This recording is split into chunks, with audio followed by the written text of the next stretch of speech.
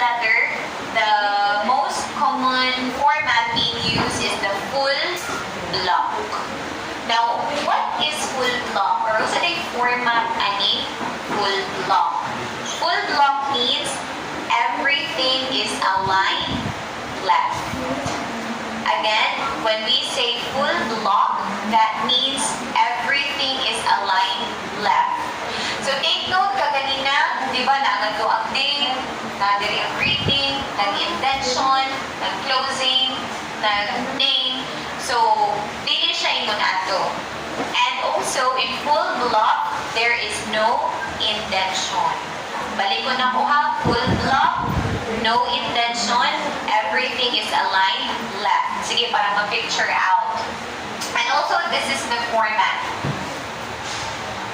Sige, akin na lang.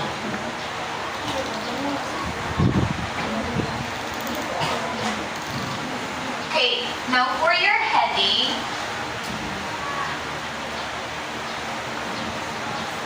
the first thing that you will write is your, sa Tagalog pa, pamuhatan. So, unsa man ni diri, this is your, unsa ni diri, used to. Sa pamuhatan, unsa itong makitaan, or sa heading. Sa gapoy. Okay, your address. I mean, it's address, that's right. But whose address it is? Whose address is this? Sa lagi mo. Okay, the address of the sender. Okay, the address of the sender. Sige, tagay kong address. Can you tell me an address, babe? Katarman. Complete. Katarman. Sige, Poro. Purok 5, Katarman. At sa Inday, Poro. 5. 5. 5. 5 ma'am, 5. Ayun ka, ma. Katarman. Katarman. Pwede ba Cebu? Sige, kaya di siya maigo. Ako matag na rin, ha?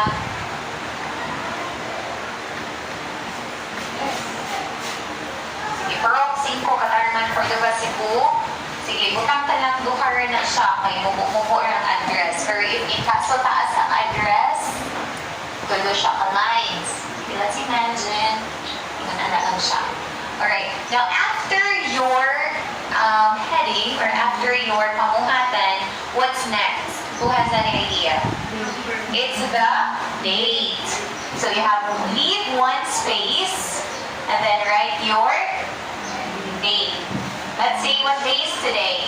January 22, 23, January 22, 24. Now, you already have your address. You already have your date. What's next? Huh? Yes, ma'am. Okay, name of who? Okay, the name of the receiver of the letter. So, okay. So, they discuss. So, leave one space.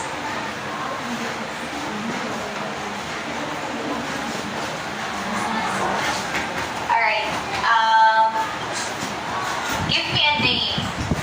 Arnilin. Okay. Sungkol?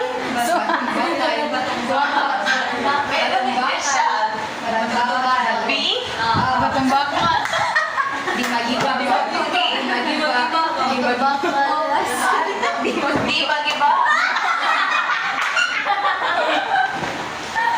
Okay. Sige. Basta para magigagawin ako siya kay tungod para maigo siya kay bubo. Okay ko, hindi na ko maamag na sa mabaw. So, space ni ha, space, space, and then space pod. Okay, so let's imagine that Arnelin is the manager of the company. No, let's say kay Sando lang. Kay Sando. So she is the manager. Now, ingon ani na siya. This is the name of the receiver, and then down below is her designation or position. So let us say she is the general manager.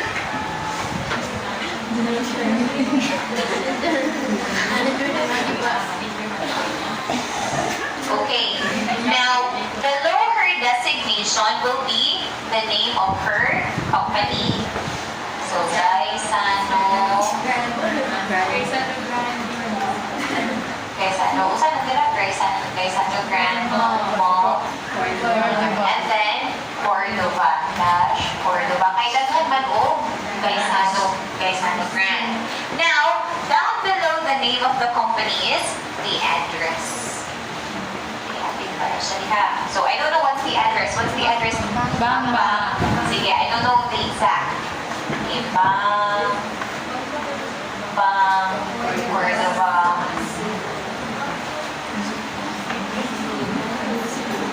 Okay, nakapalaw ra? So far? Yes, ma'am. Okay, now leave another Space. Tagaan, ginamit yung shallow space. Okay. Yes. Sige, what's next? What do you think is next? Kuha, ma'am. Para sa katong Filipino, ma'am. Yeah. Okay, naka-picture out sila sa Filipino sa HE2. Okay, very good. Kaya at least you have observed, even though you're just checking, but you have observed their paper. Sige, what's next? Katong para sa, so that's your grading. Alright.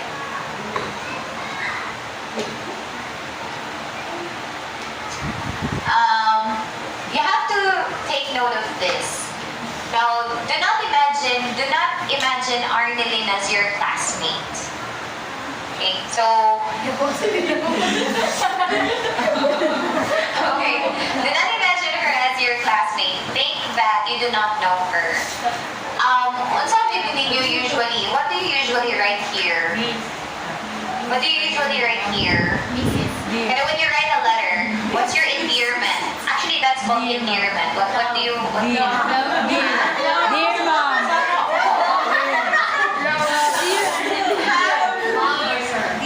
Dear ma'am. Dear. Okay, usually it's dear, no?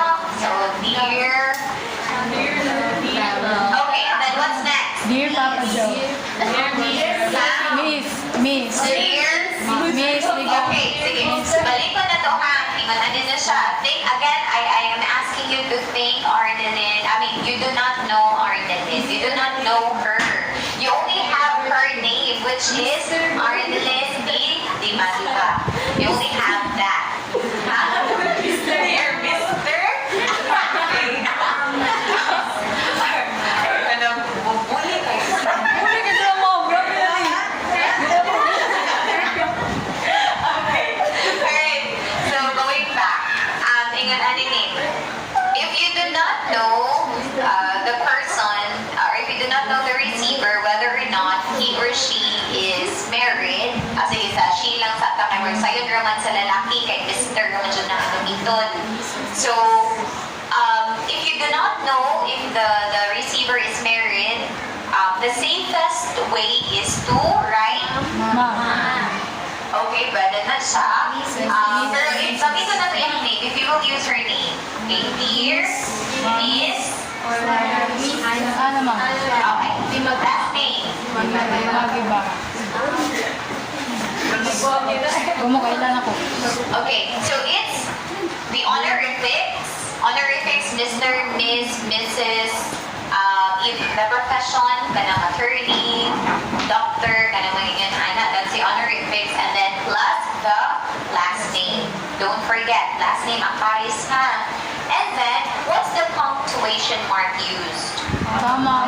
Okay, so take note, for personal letter, the punctuation mark used is comma. That's for personal letter. But for application letter or business letter, it's colon.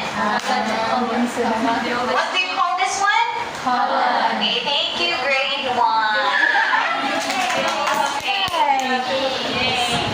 Alright. Now,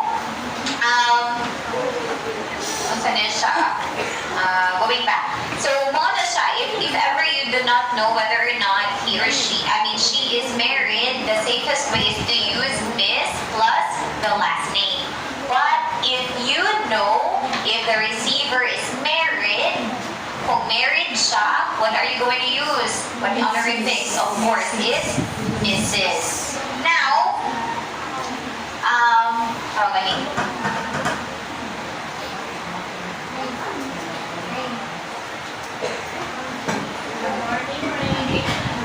there are also instances the receiver would prefer to be called by the first name. Also, another safe way to address the receiver is to use the first name basis. First name basis. Okay, and take note, when you use the first name of the receiver, you no longer need to add honorifics, Mr., Miss, or Mrs. Balik ko na ko ha. If you are going to use the first name of the receiver, there's no need for you to write the honorifics or to include the honorifics, Mr., Miss, Mrs., or Professor, mga ingon anak, if first name basis. So, kung first name basis, unsay forma? Dear? Okay. The question is, okay lang ba na siya? Is it okay? Okay, who says yes? Kung okay lang ni. General manager ba yan na? Okay, dili. Actually, it's okay. Yes, sakto po. Actually, it's okay. It's okay to, I mean, it's a typical Filipino reaction, no? Kay mura daw, kawa ba na ito'y batasan ani? Uy, kung first name lang ta, kawa na ito'y batasan, lain na paminaw sa itong letter, ani, uy, first name basis lang. Mura daw ko nagtakod, ani. That's our usual reaction, correct? Okay, but in business world, no, it's perfectly fine. In fact, kung manarbaho na niya bitaw ko kupon, there are, abin na na siya na uso actually sa atua, sa Philippines. Kana bitaw, like there's a difference between the employee and the owner or the higher, saan na siya, katong mga people with higher position. Like talagang yung word, mag-differentiate dyan na ito, baka kani sila kay mga manager, yun sila, madagko yun sila positions, yung kani sila kay mga employees ni sila. Tungod kay, I don't know, the treatment, like how others treat each other, or how people treat each other. Okay, kana bang, I don't know. Basta dili ko ka-explain, but I hope you understand my point. I hope you get my point. Yes. No? Kanang, ay uban nga, kusog kayo mo down, kusog kayo mo mag-down sa mga employees without even realizing na without the employees, dili sila maana sa ilang position. Okay. So going back, again ha, this is perfectly fine. And you can do this if you will use first name basis. So that's your endearment plus the first name and then the colon. Now another, same thing goes with Mr. Can you give me a boy name? Right. Huh? Mark? Okay, sige, Mark. Okay, so technically, when you read this name, what's the gender? Kung basa ko nang hinato siya. It's a okay, boy. So biologically, kung ato siyang basahon, it's a boy. But with our generation now, with the LGBTQ community, we already accept them, right? So there are people with male names, but they feel female. Okay? So if ingon ana gani, if you do not know whether or not the receiver with the boy name is really a boy, kung lalaki ba jud siya, or lalaki ba jud ka? Asa ba jud do? Lalaki yun? Okay, lalaki, uy.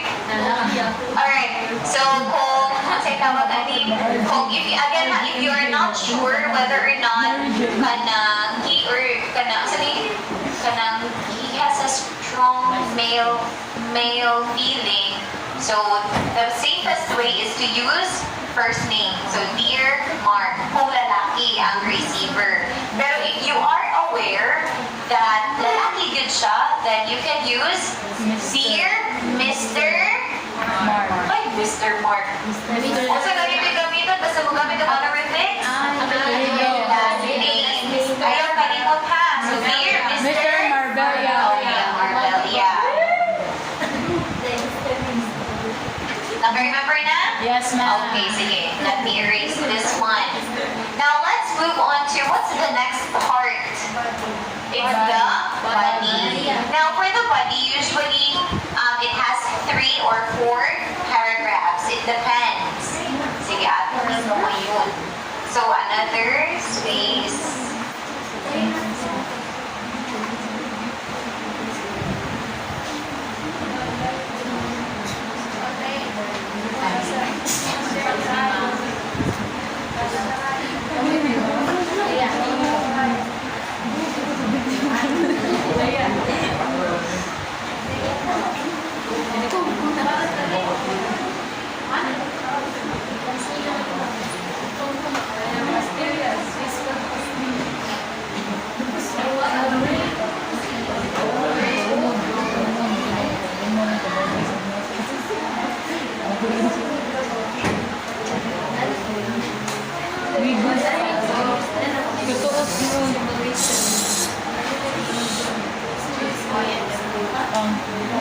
Muli ako. Wala ko din. Okay, sige. Let's let me see you.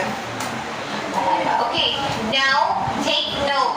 In your first paragraph, this is where you're going to state how did you learn that the company is hiring. That is why in relation to my first question this morning about job advertisement, if I remember, Yes, so you can state it here. I have read from your job advertisement that blah blah blah that you are hiring, let's say customer service, yes, yeah. You're hiring customer service or that you are hiring janitor, kananiwan anak. So you can indicate it here. Aside from stating where or how did you learn that the company is hiring, you will also state here your intention to apply. Balik ko na ako, sige.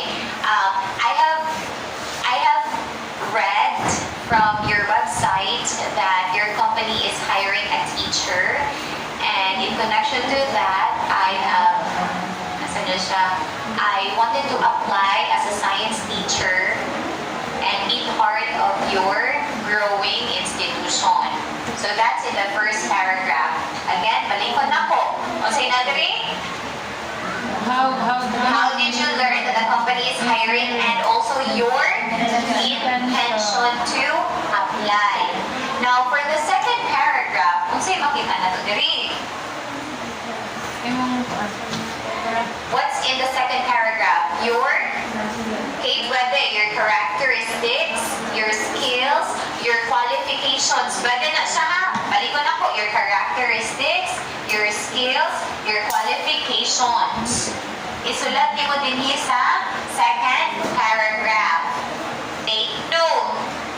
These are the characteristics, these are the skills, these are the qualifications that are not found in your resume.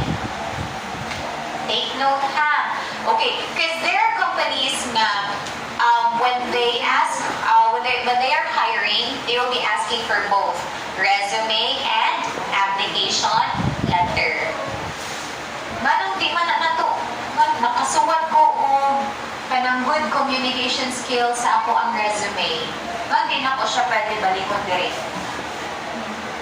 Again ha, let's say this is my resume, and then for my qualifications in my resume, I stated there I have good communication skill.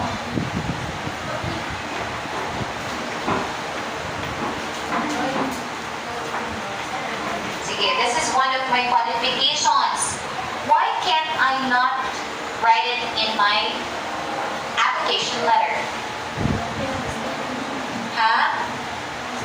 Kay nakastate na siya sa ako ang resume. It will be redundant. Nagbalik-balik na.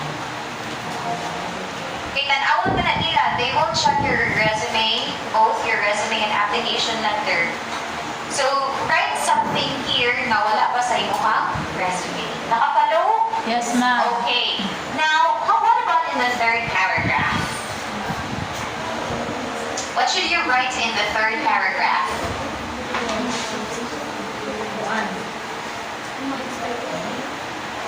Your expectation, huh? Na, di si Charisma. Yes. Okay, now in your third paragraph, this is where you're going to state how the company can contact you. How the company can contact you. You can state here, should you need further information, I will be more than willing to have a personal interview with you. So you can state it here that you are willing to have an interview. And then this is one of the most common mistakes, no? Sa mga applicants. Kada bitaw, you can call me anytime.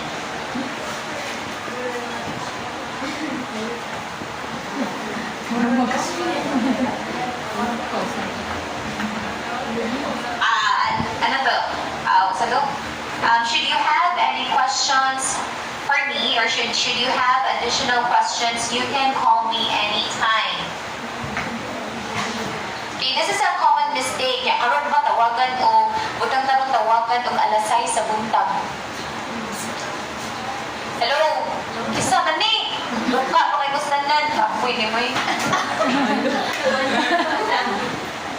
But you have stated the company can call you anytime.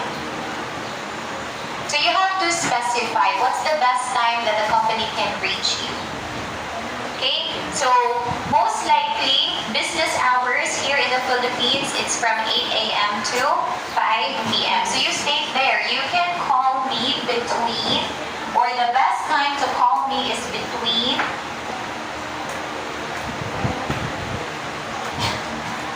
8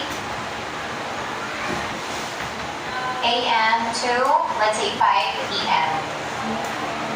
So you have to specify, at least the company is aware ay okay, available ba di ay niya siya from 8 a.m. to 5 p.m. So kung inigtanaw sa manager baka or sa supervisor evaluating your paper, at least dili sila mo tawag og gabi, dili sila mo tawag og buntag sa iyo. Kaya specify man mo dira kung kano sa ka available or pwede matawagan nga makasurya gid sila sa imuha. Dili kay tawagan kag alas 5 sa buntag magyaw-yaw ka. Sa iyo kasi sa buntag na mo kang prote na madamaan naglaag ko sinulo gabi. Wa ko ito pokaw mo sa iyo sa buntag. Okay? So ingon ana, naka-follow ra so far? Yes, ma'am. Okay, so you have to state there also your best contact number. So indicate here or right here, right in this part, a working number.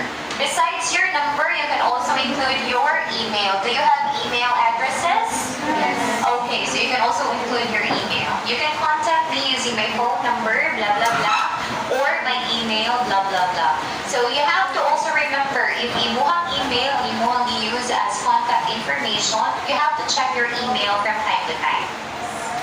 Okay, now we're done with the body. Another DI, also, you can add another paragraph or another line lang down below. Kasi pagbutang gawin, kuha sa idea. Ha?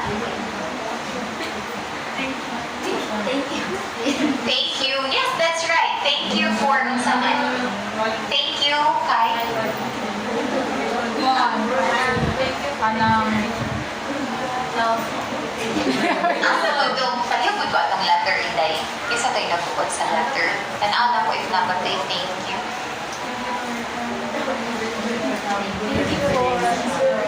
Ay, okay. Hindi man siya. Hindi siya thank you. Okay, so, yes, that's right. It's thank you.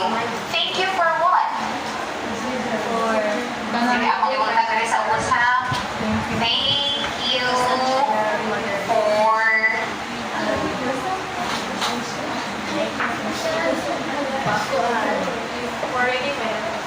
thank you for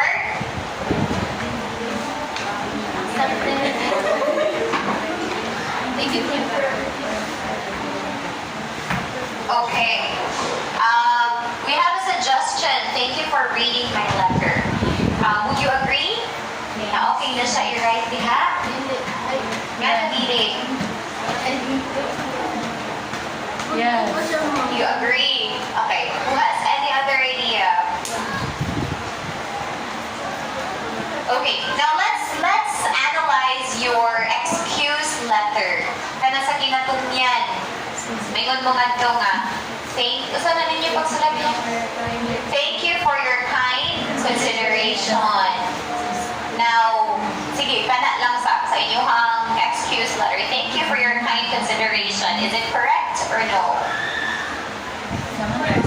Is it correct or no? Okay. Now the question is, let us say you submitted your excuse letter to me. Okay, I'm very sorry for being absent today because I have a fever. Thank you so much for your consideration. Sincerely. Is that correct? Correct? Okay. Ingon ani na siya. My question is, do you know if I considered your absence? Sige, do you know? Kasi balikan ako ha. Nagsabit ako sa yung excuse letter na ako.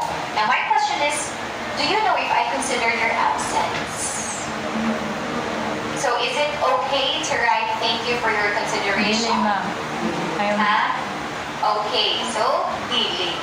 But when we say thank you for reading my letter, that means you are thanking the manager, the receiver, or the supervisor for their time. At least they have taken the time to read your letter. Di ba lalim? Magbasa og letter.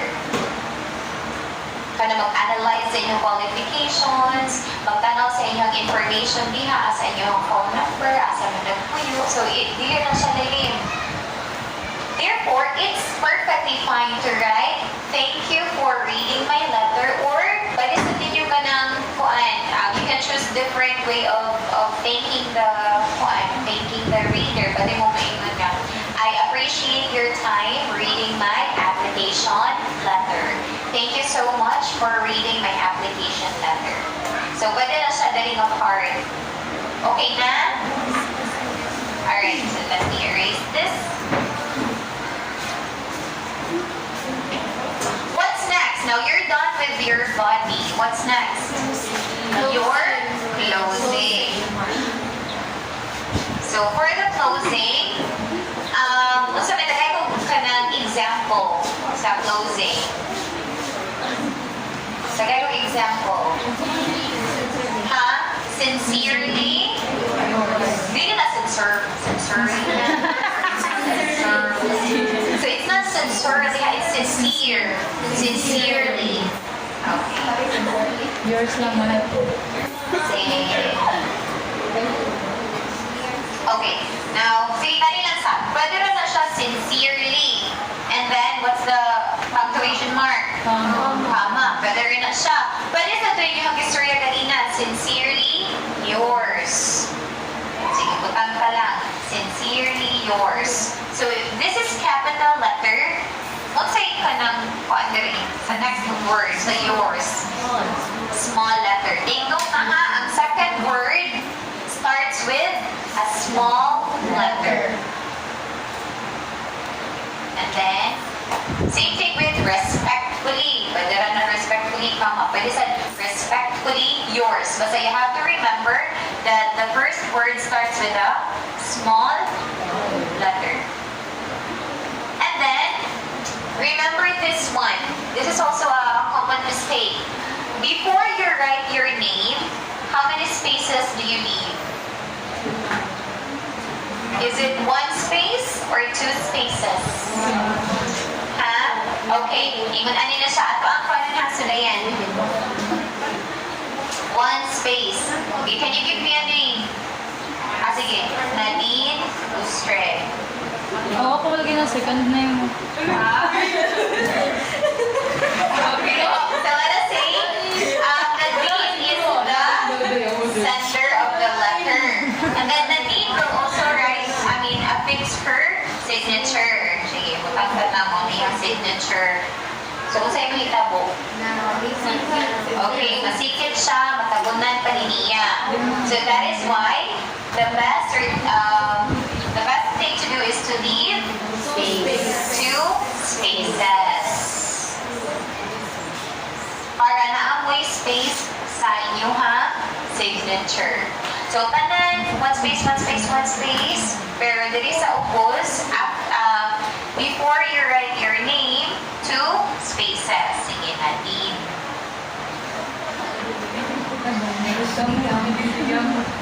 Nanindigan mo. Second name, duwa na kami na ko yung team. Okay, and then signature. Nakapalo ra? Yes, So ma'am. far? Okay, now another thing. Sometimes, when you write a letter, if you notice, mag-upay ko na kasi na yung nakahatag yung letter. Akong letter mama ko. Nine mo example sa excuse letter. Okay, sige, kanina lang. Sige, butang ka lang, mauni ang bond paper. Mauni ang bond paper, no? Delivery, greeting, yung body,